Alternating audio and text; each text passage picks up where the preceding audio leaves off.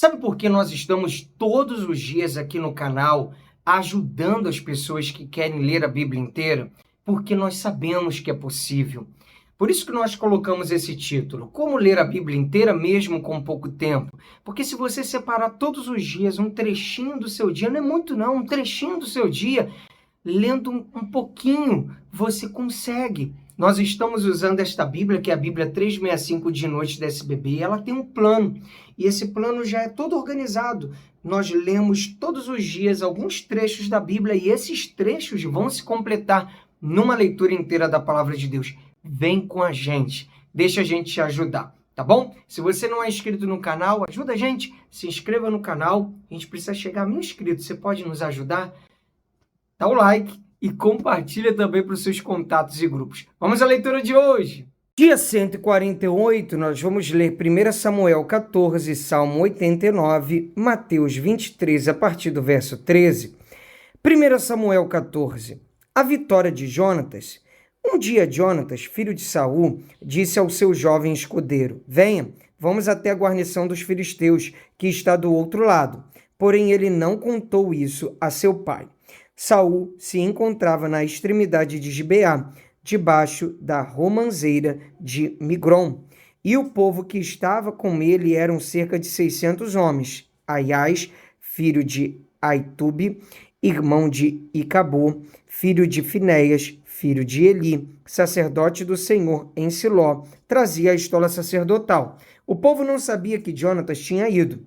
Entre os desfiladeiros pelos quais Jonatas procurava passar a guarnição dos filisteus, havia um penhasco íngreme de um lado e outro penhasco íngreme do outro lado. Um se chamava Bozés, o outro Sené. Um deles se erguia ao norte, diante de Micmais, o outro ao sul, diante de Geba. Jonatas disse ao seu escudeiro: Venha, vamos até a guarnição desses incircuncisos. Talvez o Senhor nos ajude, porque nada pode impedir o Senhor de livrar, seja com muitos ou com poucos. Então o escudeiro disse: Faça tudo o que estiver em seu coração. Eu estou com você e farei o que você decidir. Jonatas respondeu: Então vamos atravessar na direção daqueles homens e deixar que eles nos vejam. Se nos disserem assim: Fiquem parados até que cheguemos perto de vocês, então ficaremos onde estamos e não subiremos a eles. Porém, se disserem: Subam até aqui, então subiremos, pois o Senhor os entregou em nossas mãos. Isto nos servirá de sinal. Quando os dois se deixaram ver pela guarnição dos filisteus, estes disseram: Eis que os hebreus estão saindo dos buracos onde estavam escondidos. Os homens da guarnição disseram a Jonatas e ao seu escudeiro: Subam até aqui e nós daremos uma lição em vocês. Então Jonatas disse ao escudeiro: Vem atrás de mim, porque o Senhor os entregou nas mãos de Israel. Então Jonatas subiu engatinhando e o seu escudeiro foi atrás. Os filisteus caíram diante de Jonatas e o seu escudeiro os matava atrás dele. Neste primeiro ataque, Jonatas e o seu escudeiro mataram perto de 20 homens, numa pequena área de terra. Houve grande espanto no arraial, no campo e entre todo o povo. Também a guarnição e os saqueadores tremeram, e até a terra tremeu. Foi um terror causado por Deus. Em Gibeá de Benjamim, as sentinelas de Saul olharam e eis que a multidão dos filisteus se dispersava, correndo uns para cá, outros para lá. Então Saul disse ao povo que estava com ele: Contem os soldados e vejam quem é que saiu do acampamento. Contaram e eis que nem Jonatas nem o seu escudeiro estavam ali. Saul disse a Aias: Traga aqui a arca de Deus. Isso porque naquele dia ela estava com os filhos de Israel.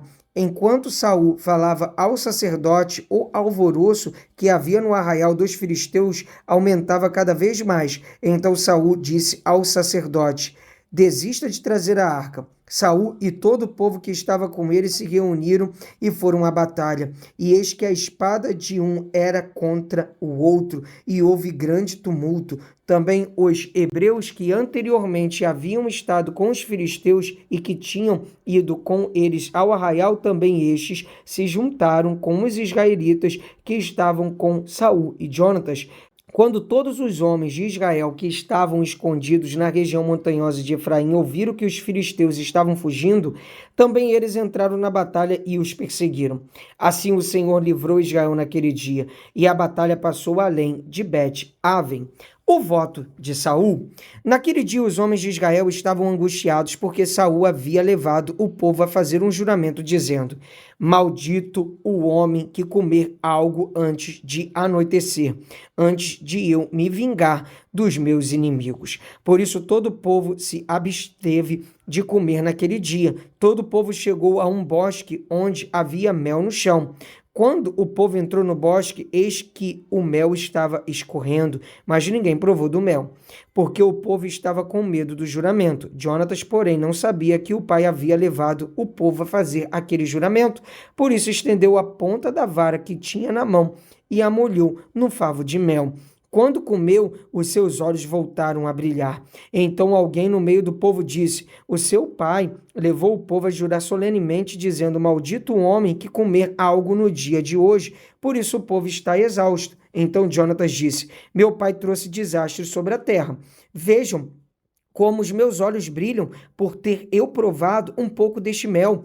Teria sido muito melhor se hoje o povo tivesse comido livremente do que encontrou entre os despojos de seus inimigos. A derrota dos filisteus teria sido bem maior. Naquele dia derrotaram os filisteus desde Micmais até Aijalon.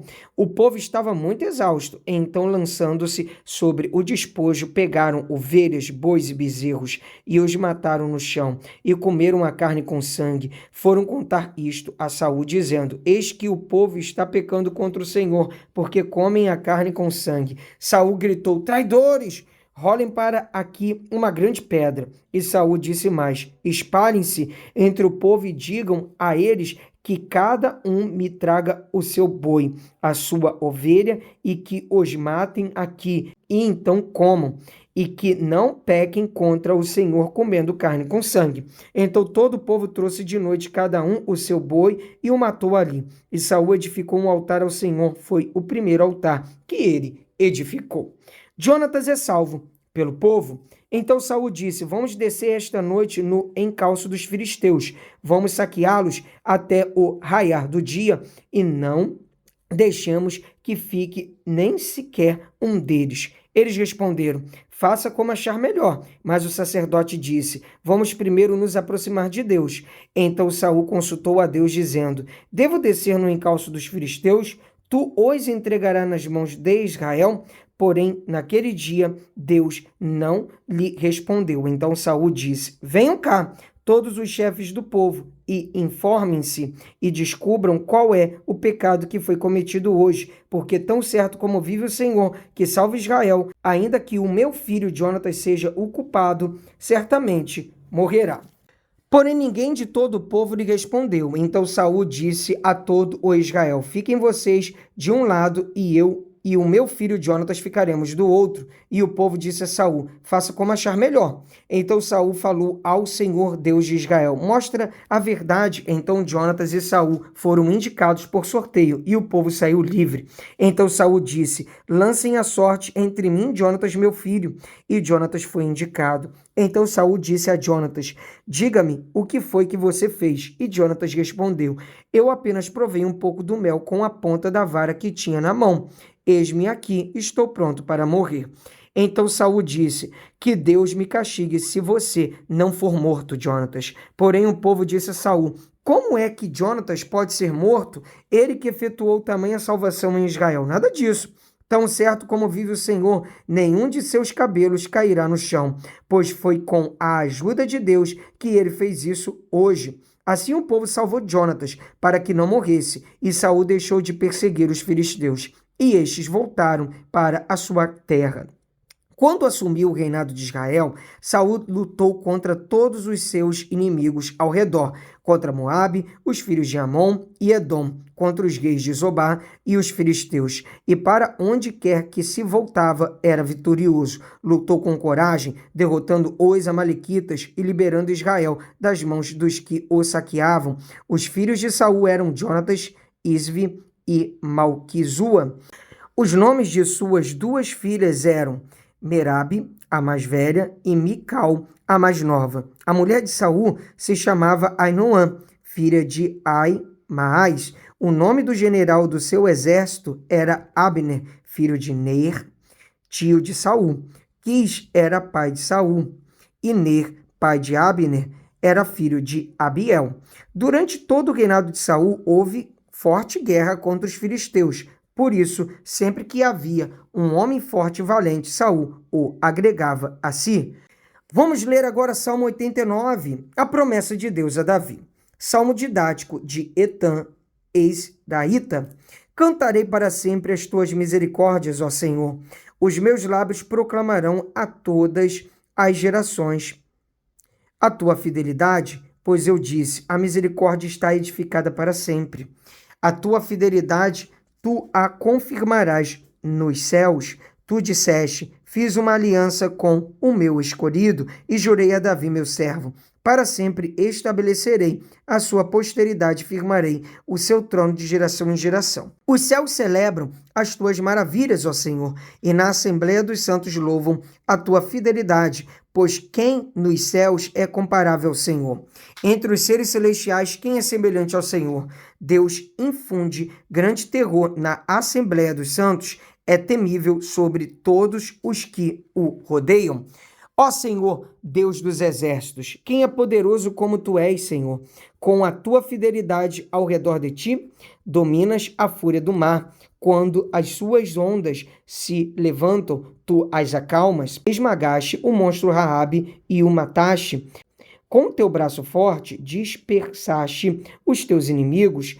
Teus são os céus e tua é a terra. O mundo e a sua planície, tu os estabeleceste. O norte e o sul, tu o criaste. O Tabor e o Hermon exultam em teu nome. O teu braço é poderoso, forte é a tua mão e elevada é a tua mão direita. Justiça e direito são o fundamento do teu trono. Graça e verdade te precedem. Bem-aventurado o povo que conhece os gritos de alegria, que anda, ó Senhor, na luz da tua presença.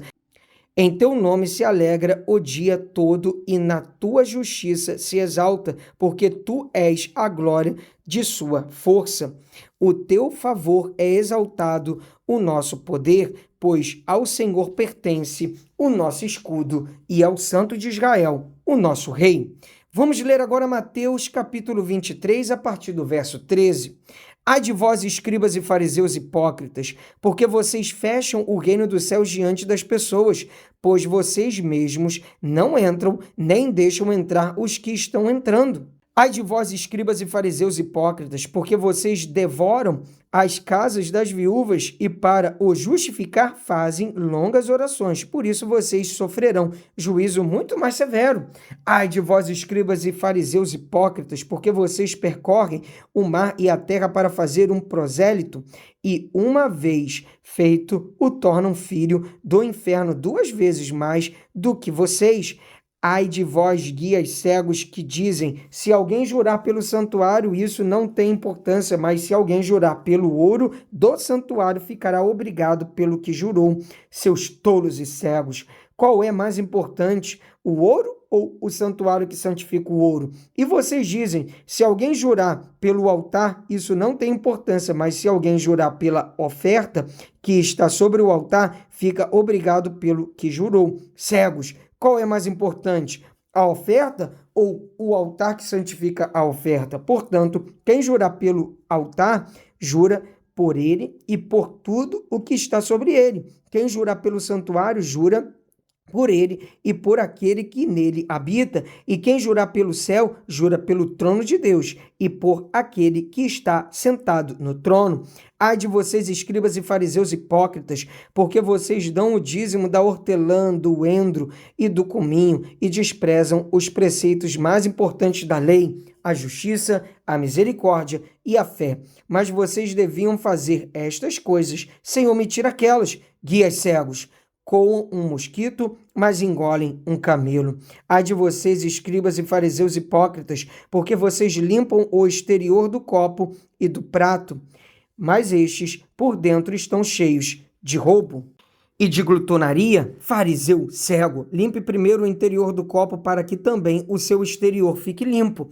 Ai de vocês, escribas e fariseus hipócritas, porque vocês são semelhantes aos sepulcros pintados de branco, que por fora se mostram belos, mas interiormente estão cheios de ossos, de mortos e de toda podridão. Assim também vocês por fora parecem justos aos olhos dos outros, mas por dentro estão cheios de hipocrisia e de maldade. Ai de vós, escribas e fariseus hipócritas, porque vocês edificam os sepulcros dos profetas, enfeitam os túmulos dos justos e dizem: se nós tivéssemos vivido nos dias de nossos pais, não teríamos sido seus cúmplices quando mataram os profetas. Assim vocês dão testemunho contra si mesmos de que são filhos dos que mataram os profetas. Portanto, tratem de terminar aquilo que os pais de vocês começaram. Serpentes, raça de víboras, como esperam escapar da condenação do inferno? Por isso, eis que eu lhes envio profetas, sábios e escribas. A uns vocês matarão e a outros crucificarão. A outros ainda vocês açoitarão nas sinagogas e perseguirão de cidade em cidade, para que recaia sobre vocês todo o sangue justo derramado sobre a terra, desde o sangue do justo Abel até o sangue de Zacarias, filho de Baraquias, a quem vocês mataram entre o santuário e o altar. Em verdade lhes digo que todas estas coisas hão de vir sobre a presente geração. O lamento sobre Jerusalém.